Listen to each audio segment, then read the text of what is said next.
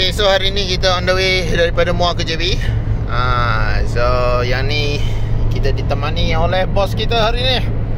Cari record, cari reamers. So, apakah bos punya expectation terhadap Suzuki Jimny ni? Macam mana Cari feel dia? record kah, cari reamers lah. Habis cerita. Itulah betul-betul. Okay, so hari ni kita feel dia. Kita mandu sejauh lebih kurang dekat-dekat 200 km sebuah Jimny comel ni, bernadikan enjin 1.5 K15 dan dibantu oleh gearbox 4-speed auto. So far so good lah. Walaupun dia SUV, kereta sisi kecil, tapi dia boleh bawa kita dalam 100 km, RPM baru nak 3. Baru 3 lah senang kata. So consider okey lah. Penggunaan minyak pun okey, respon pun Driving dia pun okey, driving tak pun okey, lembang-lembang, tak goyang-goyang. Lepas tu bawa time dia boleh selesa, macam enjoy je bawa. Tak macam bawa off-road sangat kereta. Lepas tu bila masa kau bawa time, Jimny babe, apa tu? Depan tu member kita. Tunjuk sikit. Tunjuk sikit. Uyo. Dia on balik. Bila masa kita bawa time ada kena line putih, dia akan bagi tahu function line key assist. Yang ni dah ada pre-crash line key assist. Sebab yang ni spek Japan, Recon Japan. Kita punya spek JC bos. JC spec. Ni JC spek Jimny Sela JC. So dia punya, yang ni infotainment pun original Panasonic. Sound speaker dia mantap, tip-top, sedap. Kalau tengok daripada pemanduan, saya duduk sebelah, tadi pun saya dah memandu. Saya rasa kereta ni senang dikendali dan juga pemandangan dia luas. Kalau nampak dari sini, dalam video pun nampak pemanduan dia tak ada blind spot sangat.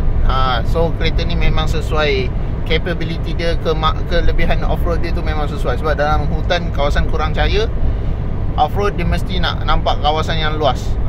Sebab itulah dia datangkan cermin yang tegak-tegak macam ni. Nampak macam dari luar tak lawa, tapi sebenarnya dia membantu dalam pemanduan. Untuk space kaki, ketinggian 170 lebih cukup pada saya. Ruang space ada.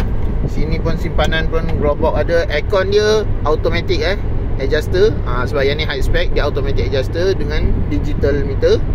Lepas tu downhill assist semua dah ada lah. Power window kiri kanan semua dah ada.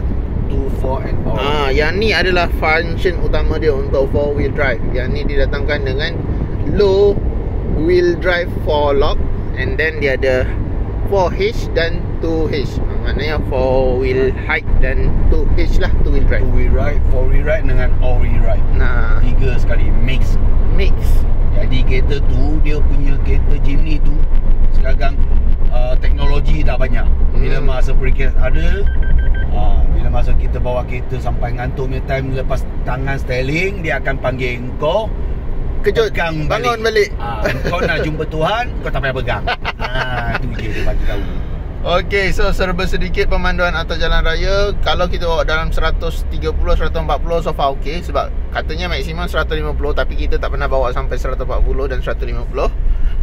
Kita cuma bawa dalam 110, 120. Okay, minyak pun jimat. Lagi depan emergency brake, dia akan bagi kita tahu. Black nampak? Nampak. Black. Alamak, tak sempat. Dia itu pre-crash. Pre-crash function. Bila kalau kita dekat traffic light pun, kita bawa duduk dekat senyap kan, ataupun jalan jam, kereta depan dah jalan, dia akan bagi tahu, suruh kita jalan. So far okey lah. Bunyi pun senyap, kabin dia pun senyap, tak terlampau bising. So far so good lah. Kereta ni memang bagus untuk abang-abang handsome macam kita orang ni. Memang sesuai. Memang sesuai. Ada pattern, ada gaya, lifestyle okey. Orang tahu ni kereta orang kaya. So belilah ini. 20 tahun lagi pun abang masih kaya lagi lah. Okay, so berminat boleh cari bos. Okay, cari bos. Cari Recon car, cari reamers lah. Okay, dan cari saya, NM Nabil. Cari Recon, cari Nabil. Ingat Recon, ingat Nabil. So WhatsApp 0179145604. Okay bos, nombor telefon.